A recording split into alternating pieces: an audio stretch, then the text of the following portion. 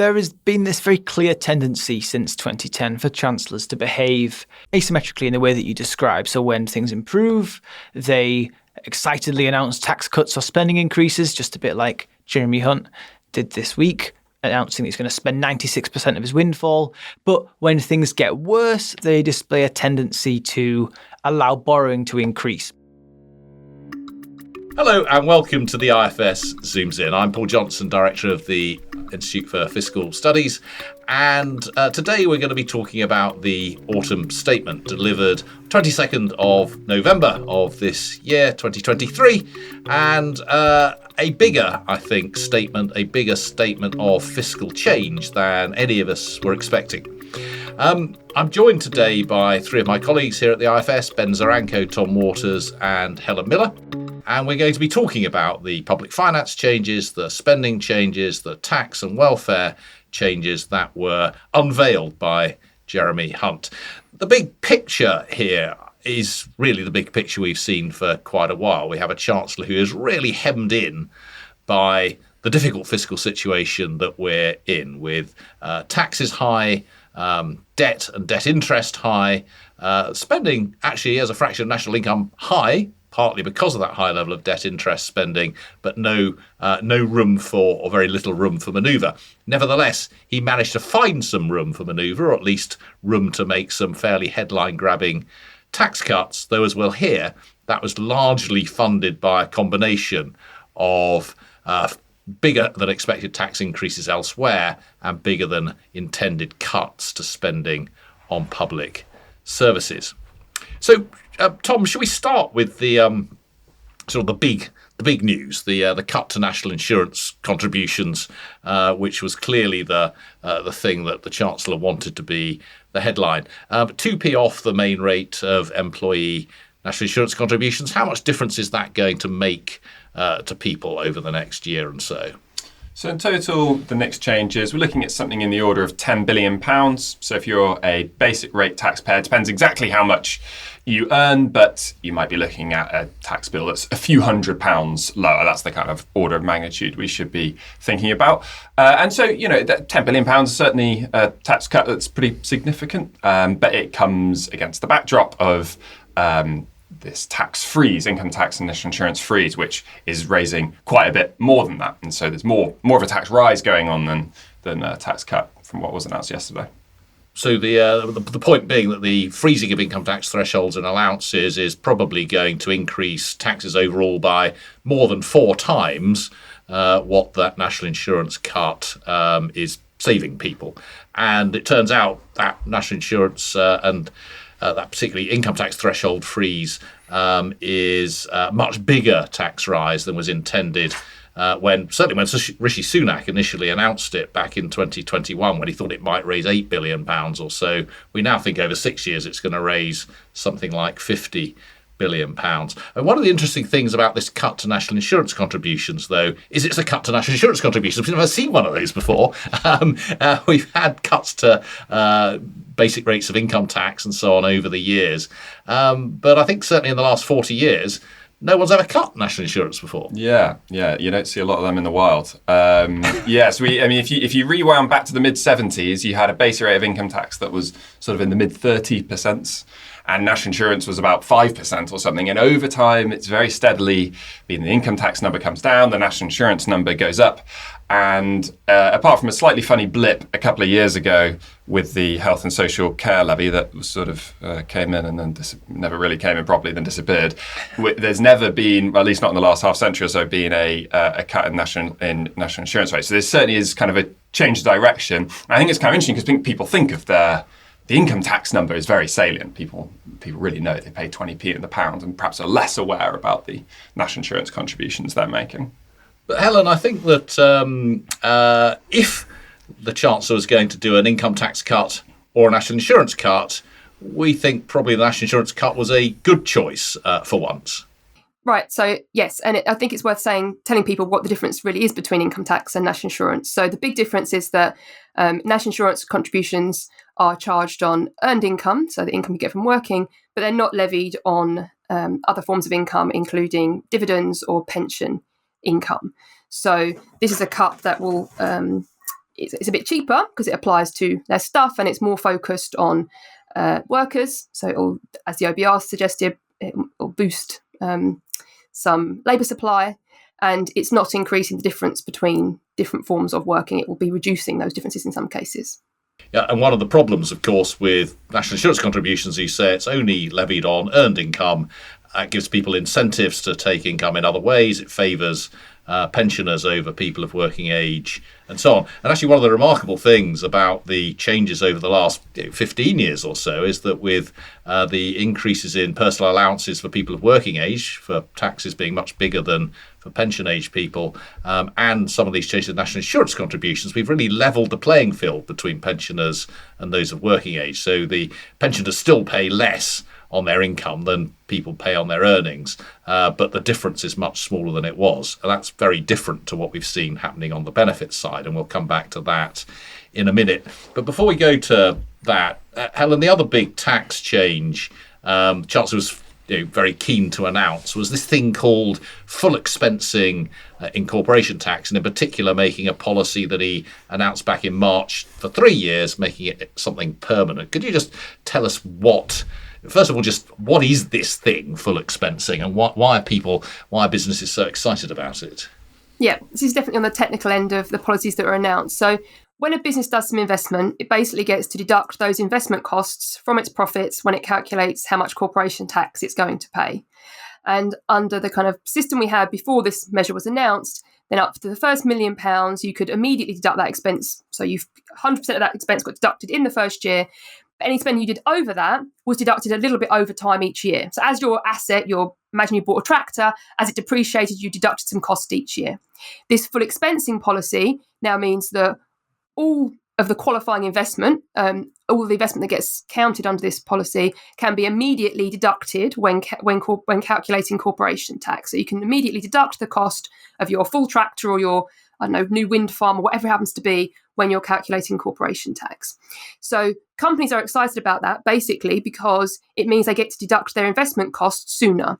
So if you're making a big investment over multiple years, rather than having to wait many years to deduct those costs, you can now deduct them all at once. So it is a big deal in the sense that it's a beefy change to the tax system. It's not actually as big as the Chancellor, I think, would like us to believe. So he said 3 times, in fact, that it was the biggest cut to business taxes in modern British history. I think that's not a fair representation of what the policy actually is. I think part of what's going on here is that the policy is expensive up front in terms of what the government actually writes on its scorecard, because as you're giving these new investment deductions all up front. But if you look through the timing effects that are going on here, the fact that the government will now be giving allowances up front instead of the stream of allowances, if you look through that timing, then the policy actually is much cheaper, more like a few £1 billion. So, orders of magnitude of sort of like 1 to 3 billion. So it's a big deal, but not as big as the Chancellor would like us to believe, I think. You can hear the kids, can't you? Not as big as your daughter would like us to believe either, by the sound of it. I know, I'm sorry, they're both at home sick. But some listeners not as big fans as full expensing as others. Yes, I think if the Chancellor could have inoculated children and their parents against illness, he would have done much more for the economy than anything else that he managed to do in this autumn statement. Ben, we've heard about. Tom has described £10 billion or so cut in national insurance contributions. Helen has talked about what, at least in the short to medium term, is a £10 billion a year cut to corporation tax. How did the Chancellor suddenly find 20 billion quid knocking around? I think the answer to that question is both quite complicated if you want to get into the specifics, but also really quite simple. Basically, inflation is coming in higher than we thought, and it's expected to stay higher for longer. That's pushing up tax revenues by quite a significant amount. The OBR think that by 2027 we'll be raising something like 59 billion more in tax than they previously thought. That pushes up, that's a lot, it's a big number. It pushes up spending by a bit, so spending on debt interest, spending on social security by about 32 billion. You'll notice that's smaller than the 59, so he's left with this windfall. That windfall exists on paper, but it really only exists because public service budgets are not being compensated for the higher costs that they'll face as a result of higher inflation. Rather than compensate those public services, the Chancellor chose to spend that money on tax cuts. In fact, of the windfall, if you want to call it that, he received, he chose to spend 96% of it. So that's really the story behind the autumn statement. There was a big windfall from inflation, and the Chancellor used it to cut a few high-profile taxes. So the corollary of that must be lower spending on public services into the future. That's right. At least in real terms. The real terms value of public service budgets, so the purchasing power, how much a hospital can buy in terms of goods, services, drugs, staff, whatever it is, or schools or police services, will be lower because they'll face higher costs. And those numbers are quite big, actually. They almost match the tax cuts one for one. So by the end of the forecast and much into the middle or towards the end of next Parliament, the real terms value of public service budgets is now something like £20 billion lower than they were in March. So that's £20 billion lower than today, or £20 billion lower than the intention in March was for 5 years hence. The latter. So budgets are going to be £20 billion less generous in real terms than the Chancellor had originally said he wanted to have them be. And rather than maintain their value in real terms, so maintain the generosity of budgets he previously thought was appropriate, he decided to use that money for tax cuts instead. So can you give us a sense of scale here? I mean, how tough is that going to be for public service?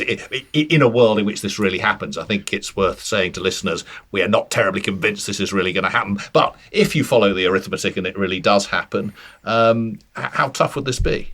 If you follow the arithmetic, some bits of the public sector are in for a really tough time.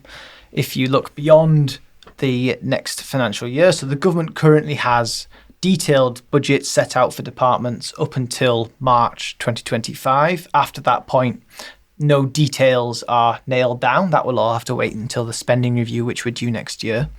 But those plans imply that some areas of government, things like local government, justice, the Home Office, HMRC, the court system, those areas could be facing real terms cuts of something like 3% in real terms per year. That's ballpark the sorts of cuts that George Osborne implemented during the coalition government, during his big austerity programme. So this is a return to the era of very tight spending plans that we saw in the 2010s. The difference being, when David Cameron and George Osborne came in, those budgets had been rising steadily for a decade. Now we're going to be trying to make those cuts, in theory, after a decade in which they've been squeezed. So it's very hard to see how we could maintain the quality and the range of public services that we enjoy now.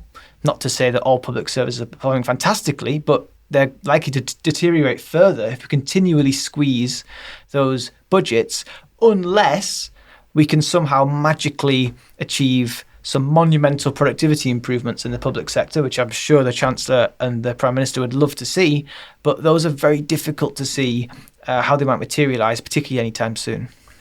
Yeah, a real challenge, and I think one of the reasons why I think we have to take these numbers with a bit of a pinch of salt. We did see, austerity did happen, and so those cuts have happened once, but from a much higher base than we are at the moment. So that's at very broad level the story on public spending. There's also some pretty serious cuts in capital spending penciled in by the Chancellor. He's keeping the capital budget flat cash for 5 years, I think, is the proposition. So that takes investment spending down well below where it is now. That's right. Capital spending, so investment spending, was planned to be frozen in cash terms in March. The Chancellor has maintained that assumption, no extra money provided, despite the fact that inflation is now set to be much higher. That will see investment fall from what is objectively quite a high level by recent UK government standards, but fall very sharply and very steadily over the coming years, both in real terms and as a percentage of national income. And I think one way to illustrate just how big those planned cuts are is that if the Labour Party wins the next election and it comes in and it decides to implement its £20 billion green investment plan, and it adds £20 billion to those plans which it inherits, that still wouldn't be enough to stop investment falling over the next Parliament. Those cuts are so big that it would take more than £20 billion to offset them. That's what we're going to be seeing over the coming years if these plans are implemented. And it's difficult to see, how do we do all the things that the government wants to do? How do we invest towards the net zero transition, build 40 new hospitals, deliver the defence strategic review, and build all these new roads in the north as part of Network North, and upgrade our transport infrastructure whilst making those cuts? It's very difficult to see how you can do that without something somewhere giving. Well, Helen, one of the things that could give is more tax, presumably. You've pointed out on a number of occasions that we're not terribly highly taxed by international standards. Nevertheless, our tax burden is going up towards its highest level in the UK that we've ever seen. Is there space? I mean, given all of the pressures that Ben has just outlined, could we have higher taxes? So I think the short answer is yes. I mean, as you just said, lots of European countries managed to have higher taxes than us and survive. So it's certainly, in that sense, possible.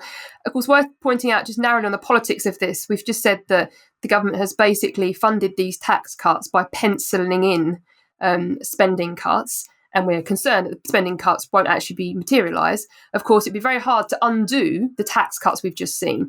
I think it'd be hard for the government to undo full expensing. Businesses have, got used to this idea pretty quickly. And of course, they could say we're taking it away again. I'd be very surprised if they did. They could increase national insurance rates again and undo that. I think that might be politically difficult, though. So in one sense, it might actually quite naturally end up being the case they don't manage to pull out their spending cuts, but it'd be hard for them to undo these particular tax cuts. So I think that's one political point on that. Of course, more generally, the government raises about £1 trillion a year. We've got a bunch of other taxes. There are a whole ton of ways in which they could raise revenue. They could raise revenue through income tax or VAT or capital taxes or council tax or corporation tax rates or something else. So in that sense, they've got lots of options. I mean, what many people have heard me say many times before is that if they're thinking about taxes, they shouldn't just be thinking about the level, but also the design of those taxes, because we know, as we said for decades, there are lots of ways in which the taxes are problematic in their design. So we could improve them along the way, as opposed to just be ratcheting them up. And I think in some ways, the bigger the state gets and the more we're raising in tax, the more important it becomes that we do it in a sensible way. Yeah, if you got more tax, it's more important that the taxes are well designed. I can't remember. I'm sure we've had an IFS Zooms In on exactly that topic in the past, and we'll probably have more of them in the future. So just take it from us, you could do this a lot better. Tom, Ben has talked a lot about public service spending, spending on how we're going to be squeezing spending on quite a lot of public services going forward. But there are a couple of quite big announcements on welfare spending in the autumn statement. I mean, one of them was just the confirmation that benefits and pensions are going to go up in line with inflation in the term as far as benefits, working age benefits are concerned, and in line with earnings as far as pensioner benefits are concerned.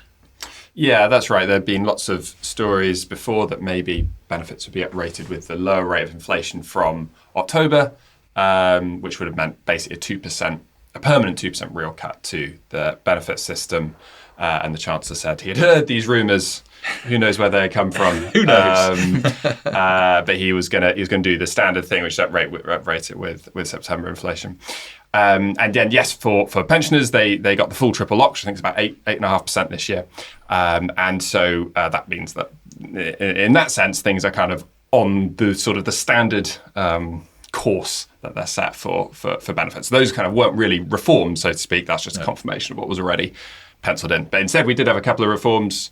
One looking at housing benefits. So we could talk a bit about that. So in the housing benefits system, if you're a private renter, the maximum amount of support you can get to help with your housing is capped, depending on where you live in the country, depending on how big your household is. There's something called the Local Housing Allowance, LHA. And those have been frozen based on 2019 rents for a few years. And so that's had the effect of a pretty substantial real terms cut because rents have risen very quickly and they've raced ahead of, well, certainly raced ahead of a freeze. And so there's, in real terms, the maximum amount of support you can get has steadily dwindled. And the Chancellor said, we're going to put those back to the 30th percentile of rents as they now stand, which will amount to about £1 billion of extra spending. But then they'll just freeze them again.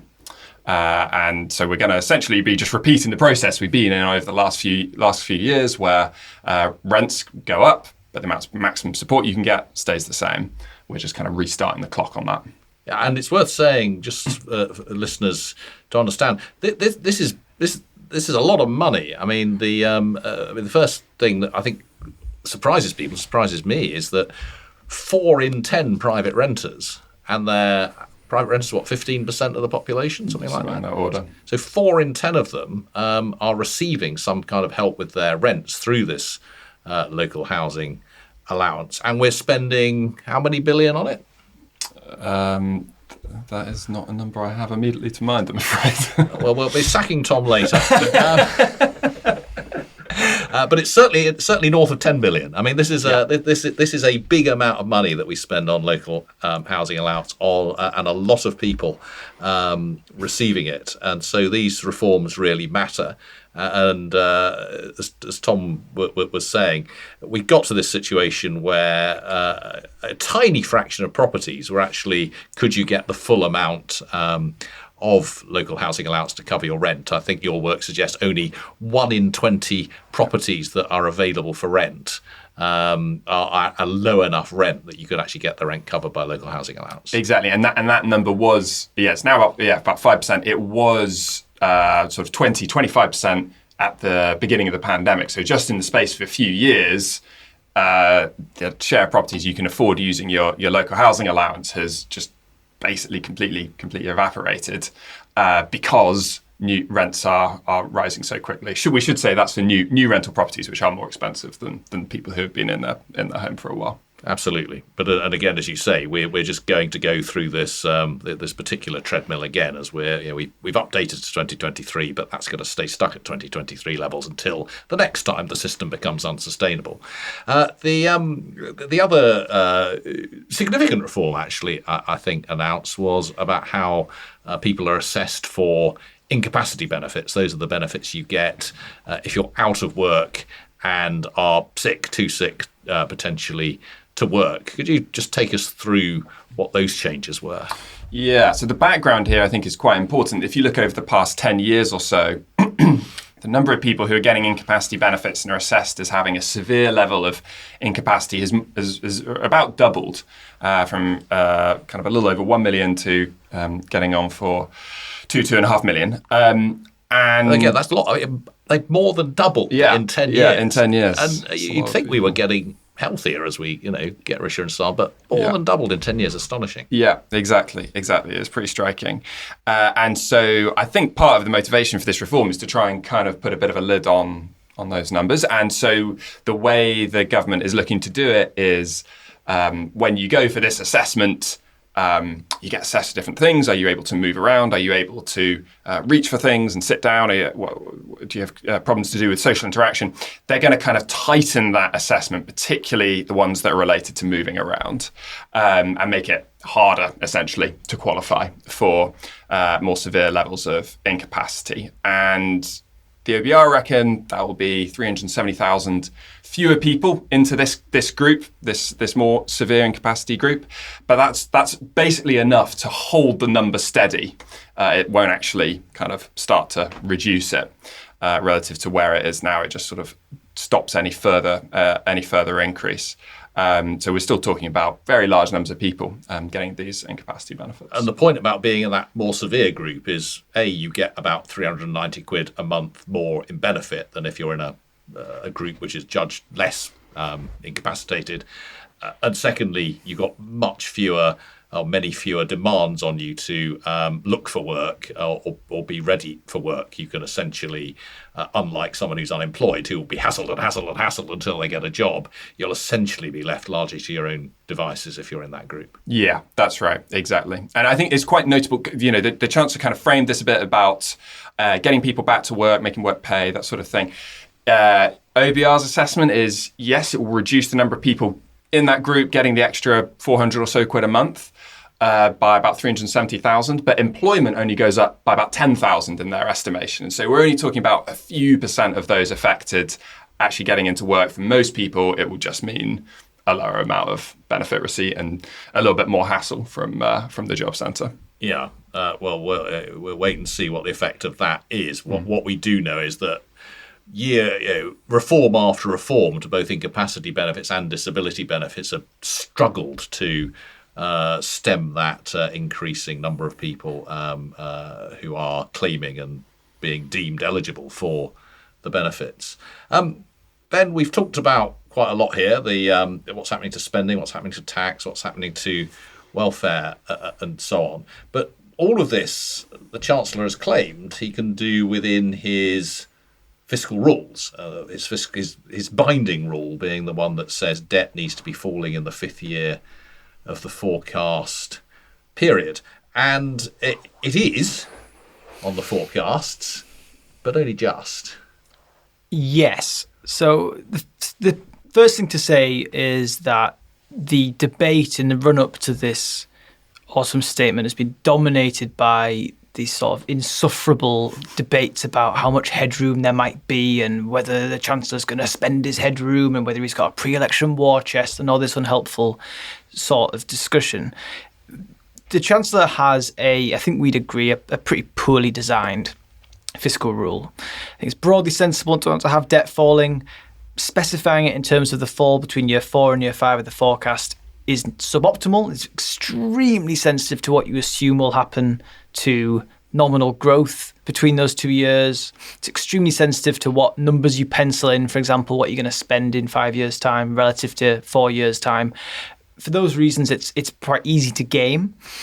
Now, the Chancellor back in March was on track to meet that target by £6.5 billion. Based on the OBR's forecasts yesterday, he's on track to meet that now by £13 billion. So that's going to happen a year later. The forecast has rolled forward a year. In the grand scheme of things, that's basically nothing. On average, Chancellors have tended to build in a buffer of more than double that, more like £27 billion against their targets. It would take the OBR to revise their nominal growth assumption for that final year down by 0.5%, and that headroom vanishes. That's before we talk about the fact that fuel duty inevitably is not going to go up in April. And so I think there's a risk here that by spending, as I said earlier, by spending 96% of his windfall and by leaving himself such a really thin margin against his self-imposed fiscal targets, come the spring, what happens if, I don't know, let's say inflation comes back down even faster than we currently think. Let's say Jeremy Hunt and Rishi Sunak's plan works and inflation falls really, really quickly. That could be bad news for the public finances. That could more than eliminate the Chancellor's quote-unquote headroom, and he'll be left in the spring facing potentially some unpalatable decisions. So it doesn't strike me as a particularly sensible way to set policy, the sort of chasing the model, chasing the headroom and spending as much as the OBR's forecasts say that you can. But the Chancellor is, yes, continuing to stay within his fiscal rules. Indeed, here at the IFS we consider £13 billion to be essentially nothing. 13 billion here, 13 billion there, and maybe eventually speak serious money. But the point is, of course, that's out of a debt of well over £2 trillion, and as Ben was suggesting, incredibly uncertain what's going to happen over that period. So 13 billion is disappearingly small in terms of the likelihood of really meeting this rule. And actually, Ben, what we got as well was something that you've written about recently, which is that as soon as a Chancellor gets a little bit of good news, tends to spend it all up front, and then, as we've seen this time round, potentially promise some unspecified pain at some unspecified time in the future. Whereas when he gets some bad news, which we had last time round, he says, well, I'll just kind of accept I'm going to be borrowing a bit more. And that is one of the reasons why debt and debt interest and so on is so high right now. There has been this very clear tendency since 2010 for chancellors to behave asymmetrically in the way that you describe. So when things improve, they excitedly announce tax cuts or spending increases, just a bit like Jeremy Hunt did this week, announcing he's going to spend 96% of his windfall. But when things get worse, they display a tendency to allow borrowing to increase. Maybe they abandon their fiscal rules. Now, that might be in any single moment, it might be sensible to do that, to allow borrowing to take the strain if a nasty shock comes along. But because they behave so asymmetrically, it has this upwards ratchet effect on borrowing, on debt. It means the public finances are in a weaker position than they appear on paper. And I think that it's fair to say that the economic fundamentals, whether that's from a fiscal perspective or a macroeconomic perspective, probably don't justify large tax cuts at this present moment. I think that it's hard to interpret this budget without acknowledging there's an election on the horizon and political motives will have been involved. But this is really just another instance of chancellors behaving in that asymmetric way and weakening the public finances and, I should say, the credibility of official forecasts as a result. Indeed. And Helen, perhaps the last word for you. I mean, given the politics, what chance that fuel duties are going to go up next April, as is assumed in all of the numbers that we've been talking about? Zero. Just zero, right? I mean, is there anybody who wants to take a bet out that fuel duty will increase? Good luck finding that person. Fuel duties haven't increased since, 2010? So I think the idea that the first increase in fuel duties is going to come a few months before an election is, it's not going to happen. And therein lies exactly one of the reasons why when I appeared on Sophie Ridge's programme on Autumn Statement Day, and she asked me about the numbers, and I'm afraid I said some of them are rather made up, and indeed some of them are rather made up, because they assume that fuel duty won't only rise next April, but the April after that, and every April into the distant future. And as we've heard from Ben, they also assume we can make some pretty remarkable cuts to public service spending over this period. As we've heard from Tom, there's some pretty big welfare changes going in both directions. We don't know what next will happen with taxes, but the amount that we're going to get from the tax policies that we've been suing over the last couple of years will depend on inflation, and we don't know we actually know what's going to happen in inflation over the next few years. And one of the big changes to the public finance numbers are simply down to the fact that the OBR has changed its forecasts about what's going to happen to inflation over the next few years, and that will change again. So we've definitely got a very mobile target here. And the problem, as Ben was indicating, is that we are so close to missing that target. Any degree of mobility at all is pushing policy off course.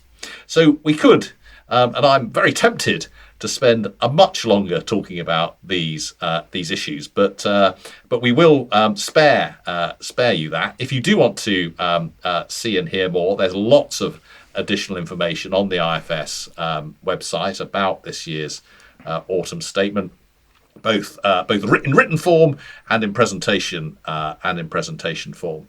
So do take a look of that. So thanks ever so much to Tom and to Ben and to Helen. All four of us have had extraordinary small amount of sleep over the last 24 hours. So I hope we were at least vaguely coherent in this conversation. I hope you enjoyed listening to us.